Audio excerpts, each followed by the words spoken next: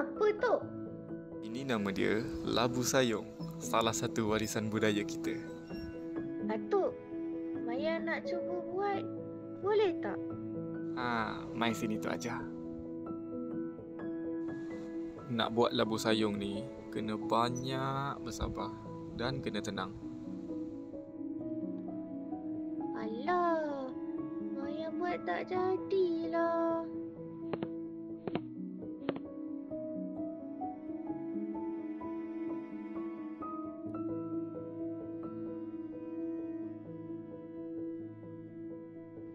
Tu, dah jadi.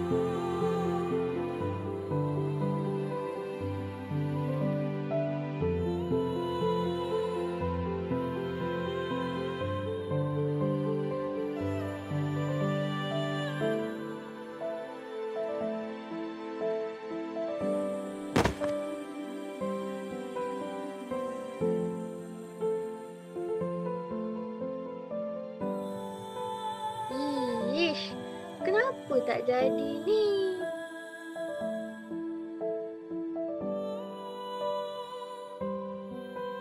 Ingat, sabar dan tenang.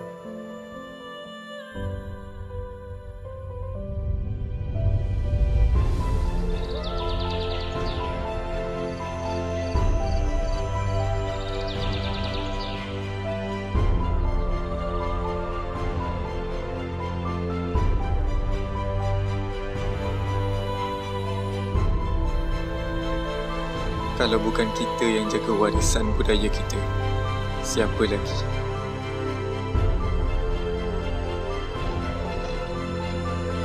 Kita datang Perak mencari bengkel labu sayung. Nampak? Nak jumpa? Bengkel ketiga. Nampak? Bengkel ketiga. Labu sayung. Bengkel ketiga datang. Dua tu tak buat yang tradisional. Dia buat yang mall punya. Kita nak yang tradisional, buat dengan tangan. Jom. Kita tengok kat sini ada ke tak. Dia pada bukan pada tangan. Kalau dia mahir, kalau dia mahir memang jadi. Tapi saiz dia dapat tu beza.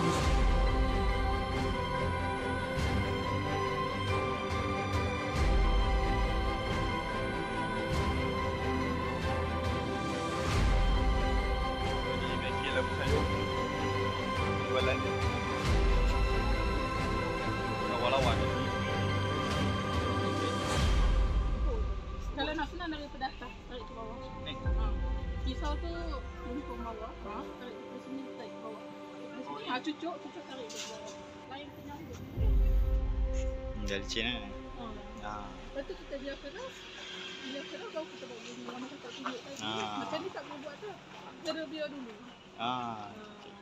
Okey, settle lah. Okey, settle lah. Settle untuk stream. Settle.